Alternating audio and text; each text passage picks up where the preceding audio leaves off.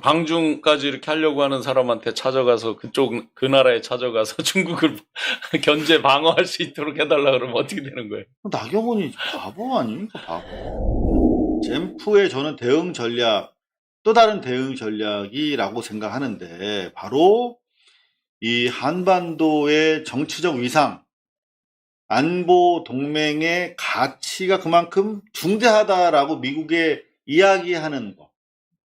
지금 미국이 자꾸 한반도 문제의 우선순위를 지금 아래로 놓고 있단 말이야.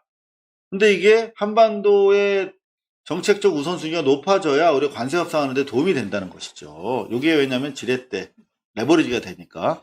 그래서 지금 아주 빠른 속도로 통일부, NSC, 국정원 총 동원해가지고 한반도의 지금 대화의 혈맥을 다시 가동시키고 있다는 거 제가 틈틈이 말씀드리고 있는데, 이거 정말 중요한 기사의 속보가 나왔어요. 한국일보. 정부 북전파방해 주파수 10개 가동 중단. 대북방송 중단의 호응. 이게 무슨 말씀이냐면, 이게 지금 여태까지 이 정부 들어서 한 게 뭡니까? 완전히 북한 상대로 전쟁을 유발하려고 했던 수준까지, 극한까지 갔던 남북관계에서 대통령 되자마자 대북 확성기 딱 껐더니 바로 당일날 북한에서도 껐어. 요거는 탑다운 형식의 의사결정 구조의 북한 상황을 고려한다면 김정은이 지시했다고 봐야 되는. 그리고 서해상의 표류 난민들 북한으로 돌려보내줬는데 북한이 와서 데려갔어. 네. 요거는 우리 간접적으로 이미 남북 간의 통신이 재개됐다는 겁니다. 그렇죠. 자, 그런가 하면은 우리가 지금 대북 풍선도 안 보내고 있고, 선제적으로 어제 제가 말씀드린 거 국정원에서 대북 방송 5개 채널을 중단시켰다. 1970년대부터 계속 했던 대북 방송이야. 네. 북한이 정말 싫어하던 거. 근데 어제 말씀드렸죠. 윤석열 정부에서 그동안 숨겨왔던 게 뭐였냐고. 이미 작년에 북한이 먼저 대남 방송을 중단했더라고. 그럼 우리가 그때 중단 같이 했었어야 돼. 그러면은 남북 간의 긴장이 고조가 안 되니까 계엄령으로 이어지기가 어렵잖아. 그러니까 숨겨놨던 거야. 근데 오늘 속보가 뭐가 나왔냐면, 자, 어찌됐든 간에 북한이 먼저 대남 방송 중단했는데, 대남 단파 라디오 방송입니다. 네. 뒤늦게나마 우리가 이제 국정원에서 5개 대북 단파 라디오 방송 중단했어. 그런데 당일날, 이번에도 당일날 북한에서 어떤 조치를 했냐. 남한에서 대북 단파 라디오 방송을 하면 요거 수신하려고 막 요거 또 들을 거 아니야, 북한 사람들이. 네. 그거 못 듣게 하려고 쓰는 방해 전파가 있대요. 10개 채널로 쏜대. 네. 그거를 일제히 중단했대. 또 화답한 거야, 북한에서. 그냥 손발이 탁탁탁 맞잖아, 이게. 그죠? 네. 어떤 의미냐면, 지금 제가 다각도로 취재하고 있는데, 지금 대화 루트가 상당히 지금 재개되고 있어요. 그리고 요거는 단지 국가 조직으로만 가능한 게 아니야. 네. 네, 지금 대기업의 일부 통상 라인, 투자 라인들이잖아요. 이게 총동원되고 있어요. 지금. 네. 네. 뭐 그러니까 휴민트가 민관이 다 함께하고 무너졌다라고 몇 년 사이에 완벽히 붕괴됐다라고 했는데 이제 지금 복원이 되고 있다는 뜻이잖아요. 그래서 민관이 함께 눈물겨운 노력을 하고 있습니다. 이게 네. 왜냐하면 당장 우리가 선선한적인 남북 화해와 공동 이제 경제적인 기회를 갖는 것도 의미가 있지만, 지금 관세 협상 과정에서 한국의 가치와 동맹의 중요성을 설명하는 데 대단히 도움이 되는 밑작업이 이루어지고 있는 거거든요. 자, 그 밑작업의 완성은 어떤 걸로 실현되느냐, 바로 요걸로 실현될 거라고 저는 기대합니다. 네. KBS. 에이펙의 김정은 위원장 초청, 외교부, 의장국 주도로 비회원 초청 가능. 우리가 의장국이니까 결심하면 돼요. 네. 자, 요거 상당히 매력적인 에드벌런입니다. 한국일보 다시. 정부 에이펙의 김정은 초청 검토, 남북미중 정상회담 성사될까? 섹시하잖아요. 10월에. 제가 외교 전문가는 아니지만 네. 굉장히 중요한 지금 내용이에요. 그렇죠. 왜냐하면 북은 항상 이제 자기들이 조금만 정상적으로 돌아갈 때는 직접 다이렉트로 북미 회담, 뭐 싱가포르 기억나시잖아요. 베트남 호치민 뭐 기억나시잖아요.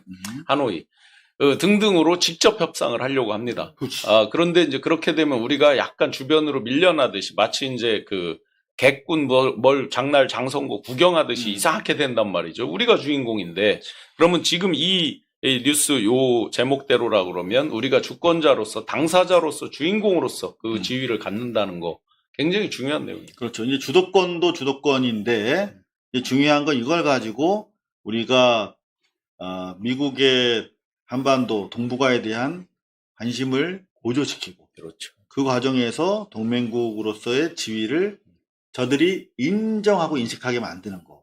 그게 결국 관세 협상에서도 도움이 될 거라고 보는 것이 맞겠죠. 자, 그런 차원에서 김정은이 오면 에이펙은 빅 파티가 되는 겁니다. 네. 그러기 위해서 지금 제가 봤을 때는 작업을 하고 있는 것으로 보여요. 자, 그러면 김정은 온대. 그러면 군침 흘리지.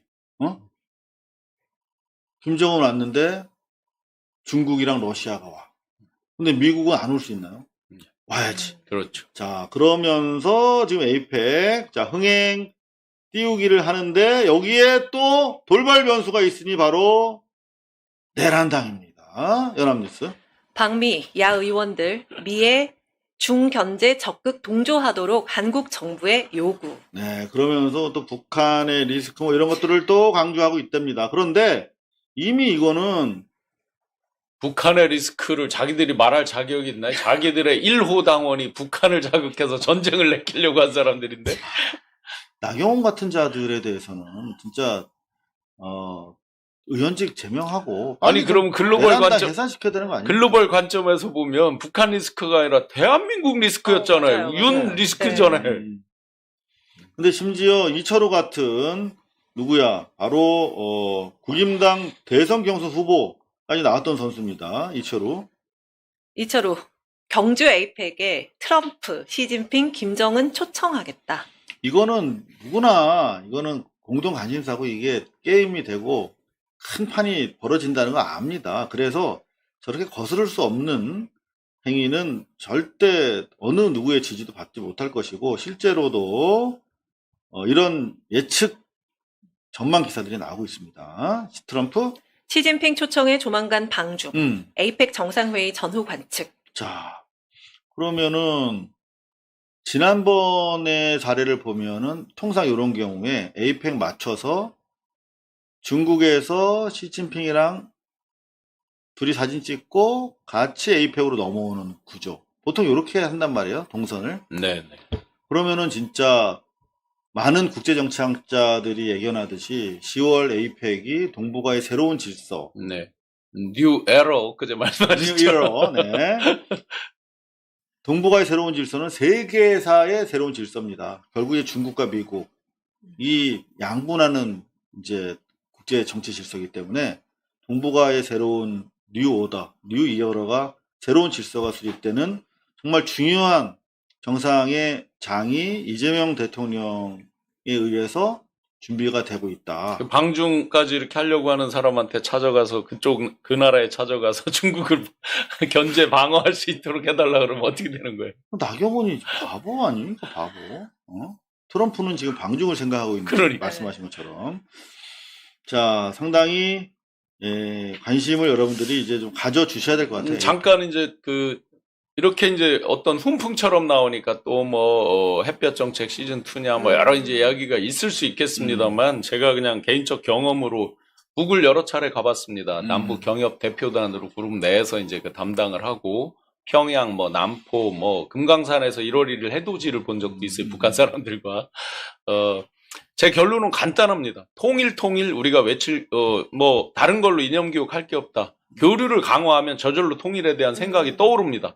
가보면 이러저러해서 안타깝고 우리가 도와야 될 일이 뭐구나 하는 것들이 마구 보입니다.